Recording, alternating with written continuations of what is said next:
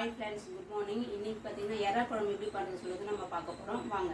கிழங்கு, பூண்டு, முருங்கைக்காய், ஒரு வெங்காயம் பொடிசாக கட் பண்ணி வச்சுருக்கேன், கருவேப்பிலை, எறா நல்லா கழுவி க்ளீன் பண்ணி வச்சுருக்கேன். இதில் பார்த்தீங்கன்னா புளி கரைச்சி வச்சுருக்கேன்.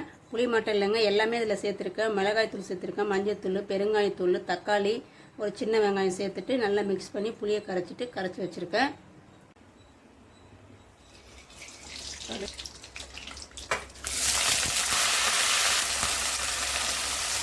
வெங்காயம் நல்லா வதங்கட்டும். வதங்கிச்சு. இப்போ எறா சேர்த்துக்கலாம். கூடவே காய் சேர்த்துக்கோங்க.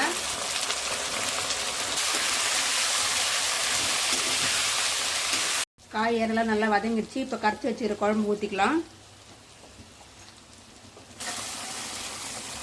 சுவையான எறா குழம்பு ரெடி ஆகிடுச்சு. நீங்களும் உங்கள் வீட்டில் செஞ்சு பார்த்துட்டு எனக்கு மறக்காமல் கமெண்ட் பாக்ஸில் கமெண்ட்ஸ் பண்ணிக்கோங்க. சந்தியா, சமையல் ரெடி ஆயிடுச்சா? ரெடி ஆயிடுச்சு. ஓகே. தோசை, உடச்சக்கடலை சட்னி, எறா குழம்பு, இதில் முருங்கைக்காய் உருளைக்கிழங்கு சேர்த்துருக்கேன், ரசம், முட்டை வறுவல், சாதம்.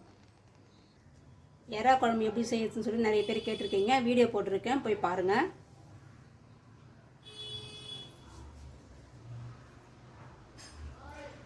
இன்றைக்கி எங்கள் வீட்டில் இதுதான் லஞ்சு. எல்லாருமே வாங்க, நம்ம வீட்டில் சாப்பாடு தயாரிச்சு நம்ம சாப்பிடலாம். கூடவே இந்த சேனல் சப்ஸ்கிரைப் பண்ணால் சப்ஸ்கிரைப் பண்ணிக்கோங்க.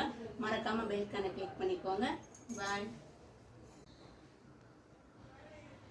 இன்றைக்கி பாவாடை தாவணி கட்டியிருக்கேன். எப்படி இருக்குன்னு சொல்லிட்டு மறக்காமல் கமெண்ட் பாக்ஸில் கமெண்ட்ஸ் பண்ணிக்கோங்க.